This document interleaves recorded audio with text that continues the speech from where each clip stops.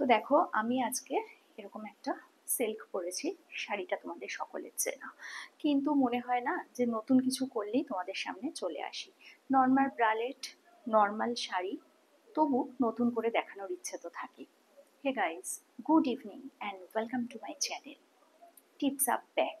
আমি পাপিয়া আর আমার চ্যানেলে তোমাদের সকলকে স্বাগত। তো দেখো আজকে আমি একটা নর্মাল কিন্তু ব্রালেট পরেছি, ব্লু কালারের একটা ব্রালেট পরেছি আমি এটার সাথে। অ্যান্ড এটার সাথে শাড়িটা কিন্তু আমি ঠিক এইভাবে পরে নিয়েছি, একদম সিম্পল।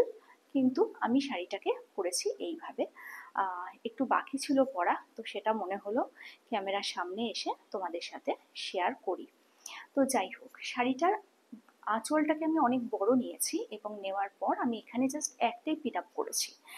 এটা কিন্তু জাস্ট সিকিউর করার জন্য। এটা যদি তোমরা কোনো কটন শাড়ি দিয়ে পরতে চাও তাহলে হয়তো পিন না করলেও চলবে, কিন্তু যেহেতু এটা একটা সিল্ক শাড়ি তো সেক্ষেত্রে কিন্তু পিন আপটা আমাকে করতেই হয়েছে। আর আরেকটা কথা বলে দিই যে শাড়ি কিন্তু নানানভাবে, মানে নানান স্টাইলে কিন্তু শাড়ি পরা যায়। যদি তোমরা চাও, যদি তোমাদের ইন্টারেস্ট থাকে, তোমরা কিন্তু এরকম নানান শাড়ি পরা এখন সোশ্যাল মিডিয়ায় অনেকে দেখায়, অনেক এক্সপার্টরা দেখায়, যেটা দেখতে কিন্তু বেশ ভালো লাগে। তো যাই হোক, এই শাড়িটা এরকম ভাবে পরলে ভালো লাগবে, তার কারণ হচ্ছে দুদিকে দুরকম কালার। যে শাড়িগুলো বাই কালার সেগুলো কিন্তু পরলে বেশি ভালো লাগবে।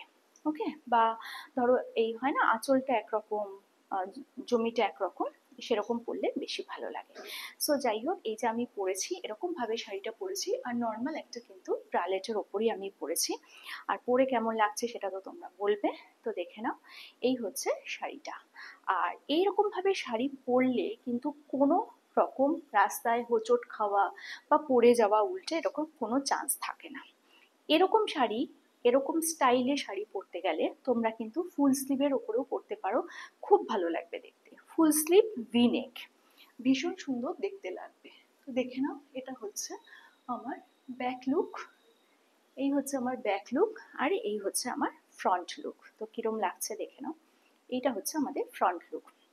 অ্যাকচুয়ালি শাড়ি তুমি যত এক্সপেরিমেন্ট করবে না, তত নতুন নতুন ভাবে পরতে শিখবে। তো যে কারণে আমার মনে হয় নতুন ভাবে পরলেই তোমাদের সামনে আসি। দেখো সামনে থেকে কিন্তু মনে হচ্ছে একটা জ্যাকেট টাইপের লুক দিয়েছে এটা, আর পেছন থেকে কিন্তু নর্মাল মনে হচ্ছে শাড়ি। আবার এই সাইডটা দেখো, দেখে মনে হচ্ছে সেই সাবেকি ধরনের শাড়িতে যেরকম গুজে পড়তো ঠিক সেরকম লাগছে। আবার এই সাইডটা দেখে মনে হচ্ছে একটা জ্যাকেট বা কফতান লুক।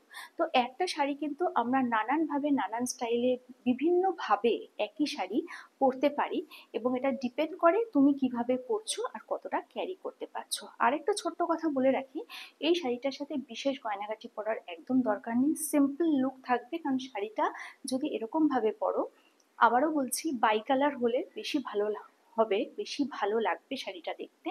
আর ফুল স্লিভ ব্লাউজ দিয়ে পরলে আমার মনে হয় বেশি ভালো লাগবে। আমার কাছে এই মুহূর্তে নেই হাতের কাছে, তো কোনো এক সময় যদি আবারও পরি অবশ্যই ট্রাই করব ফুল স্লিভ ব্লাউজ দিয়ে পরার।